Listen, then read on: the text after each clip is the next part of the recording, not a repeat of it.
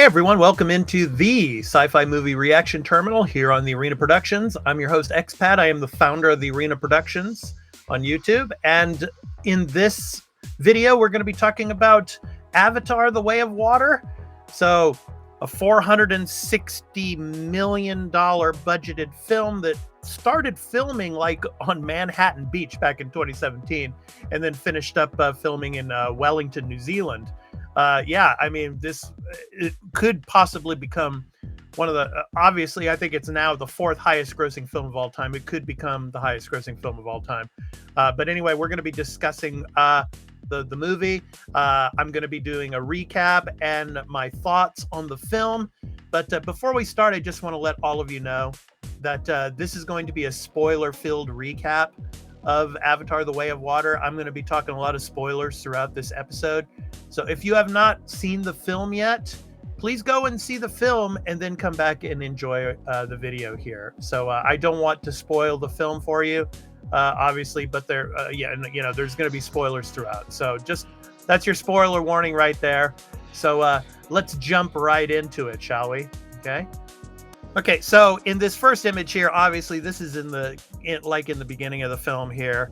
You know, Jake is now, he's kind of like he's the chief of, you know, the Metkayina clan, and Neytiri, of course, his wife, and now they have children and all. So it's been basically like 16 years since the events of the first film. When they stood down and defeated the RDA invasion. So everything seems to be hunky-dory and happy. Everything seems to be going well. But then all of a sudden, obviously, the RDA return. And this is one thing, and of course, we get Colonel Miles here. And now Colonel Miles is basically, they're called Recombinants. So basically the dead soldiers from the first film, basically their DNA is used to make these recombinants and use their memories. And this is one thing I did not like about the story plot about this film. I mean, because first of all, it's a very, very long film, obviously. But I mean, and I love Stephen Lang. I mean, he's a great actor. But just to bring this character back, and humans especially, back into the fold again, I was hoping that in this film we would have some other type of enemy, like another tribal group from Pandora. That would be, the villains in the film. But obviously they had to bring back the humans again into the mix. And so, of course, you see Colonel Miles here now in his recombinant form. So they come back and they land on Pandora and they start colonizing, and you see all of the destruction as they come onto the planet and all. So because of course Earth is dying, and it was dying in the first film. So I mean, it probably is in even worse shape now. But so anyway, the humans are back, and now Jake and Neytiri, they have a big dilemma and what to do, and especially with their children. And then another new character. This character is named Spider. And obviously he's human, and he was born on Pandora, and he is the son of Colonel Miles. But the question is, who is Colonel Miles's wife, or who is Spider's mother? We don't know. But obviously he was left on Pandora when the RDA went out and left. And so basically Jake and Neytiri and the family brought him in and kind of treated him as one of their own. But as we see later on in the film, he is used by Colonel Miles' recombinant self and his soldiers to find the specific locations of where Jake and Neytiri is. Because basically this film revolves around Colonel Miles, his memories from his human self are inside of him. And so the whole film is about revenge. Basically getting revenge on Jake and his family. So after the counterinsurgency and the guerrilla missions that Jake leads against the new RDA forces that are now on Pandora, basically, now that Spider and his children had been captured by, Chief Miles, or not Chief, I'm sorry, Colonel Miles. Colonel Miles. Uh, Jake basically decides to exile himself and Neytiri and his family and go to the eastern seaboard, where they meet up, of course, with Metkayina clan, who are basically they're reef people. And as you can see here in the image, Chief Tonowari and his wife Ronal. So they're pretty cool people. And this is where we get into the ocean aspect of the film. Of course, Jake and Neytiri and their tribe is, of course, they're forest people, whereas these people, the Metkayina, are an ocean type of people. And of course, their physiologies are a little bit different. As you can see, the tails are different. They're thicker, and they can use those tails more in the water to swim better. Yeah, then we get a photo of Tsireya here, and she is the daughter of Tonowari and Ronal, the tribal chief. And she tries to help the children learn how to use the water to their advantage, how to swim throughout the water, and to interact with the sea life. And then obviously we get Kiri, who is the adopted daughter of Jake and Neytiri. And of course, she's played by Sigourney Weaver. And obviously, she has a special link to the ocean and the life there in the ocean. Unfortunately, though, she's suffering from epilepsy because when she linked, she suffered a seizure, obviously. And so Jake had to summon Norm and Max, who were in the first film as well, who were allies, to come and to help her. But basically, Ronal comes in, and the tribal medicines and everything. She told Norm and Max to get the heck away, and she was going to take care of her and nurse her back to health. But basically, they were telling Jake and Neytiri that she should not link anymore because it could be life-threatening to her. And just visually, this film is so stunning. I mean, the night scenes, as well as the day scenes, the ocean, of course, the forest in the beginning of the film. But here in the night scenes, you see them, of course, riding the sea creatures here and learning, how to live the life of the reef people here. And I just thought this was a really, really excellent part of the film, and just how visually stunning it is. And it's probably going to win Best Visual Effects at the Academy Awards. And it has been obviously nominated for Best Picture as well. And here's the image of Loak and the Payakan. It's a Tulkun. It's an intelligent and pacifistic whale life species. But unfortunately, Payakan had been kind of exiled himself from the clan. They're kind of a spiritual like creature, but Loak, he is able to befriend him because of the fact that Tonowari and Ronal's son led him astray out in the water. He almost gets killed, but is saved by Payakan. But anyway, it's this bond that forms between with Loak and Payakan that is the central focus of this story in the second half of the film. And of course, you get the situation with whaling and all. And so we see an image, of course, of the whaling ship here and the big, huge harpoon gun. And the reason why the RDA had come back, of course, was for this particular drug, which is in the Tulkuns. So we have this anti-aging serum. It's called Amrita, and that's the reason why the RDA had come back to the planet, not only to colonize but to get this specific drug, because it's an anti-aging serum that will prevent humans from aging and dying. So they could basically live forever almost with this type of serum. And that's what they're extracting from the Tulkuns. And of course, going out there and killing a lot of them. And so, of course, you get Colonel Miles and his troops.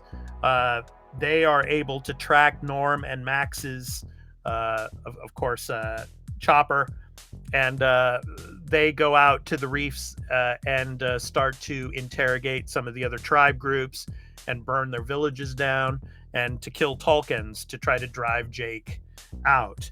And so that basically leaves Jake in a dilemma of what to do.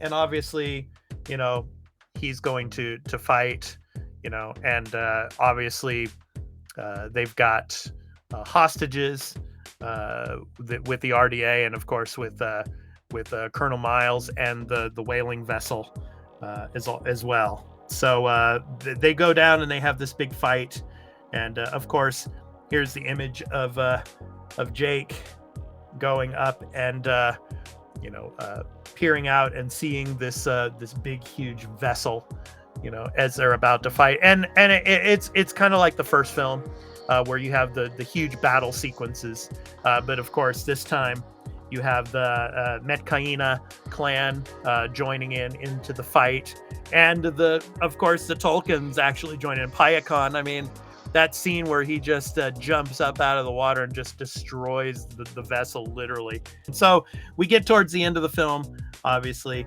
and of course there's the scenes where they're getting trapped under the water. Here's Neytiri. She's trapped inside the vessel, and of course she just goes literally, I mean, just berserk to take out the rest of Colonel Miles's troops, and then it gets to a standoff because he's got the girl Kiri, and Neytiri takes Spider, and then it's it's like a trade-off in a sense. But then it gets back to where Jake and Colonel Miles are fighting underwater and everything, and of course Sully gets the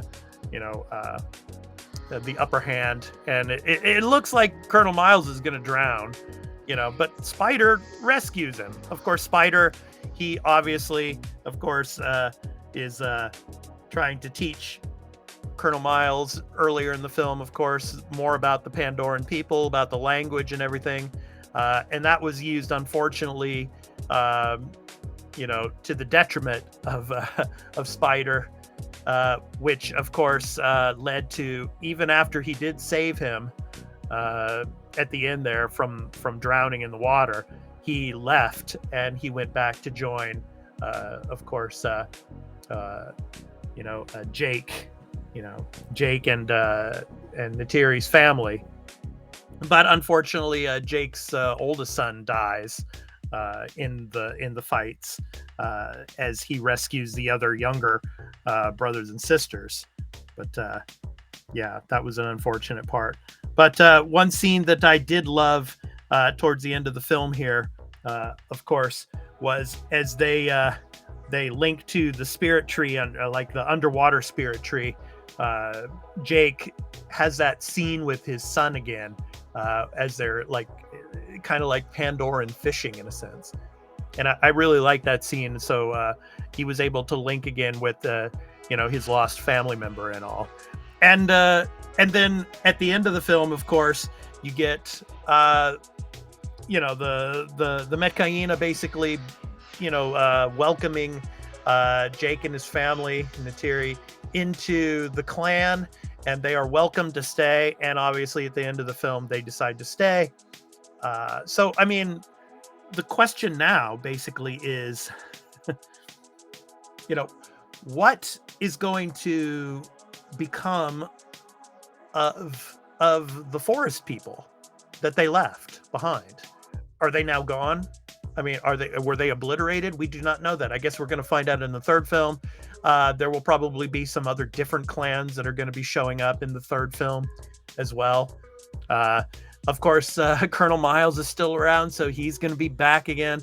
And that's just like I said at the beginning of this video here. I mean, the plot when it came to the humans, I just did not like that.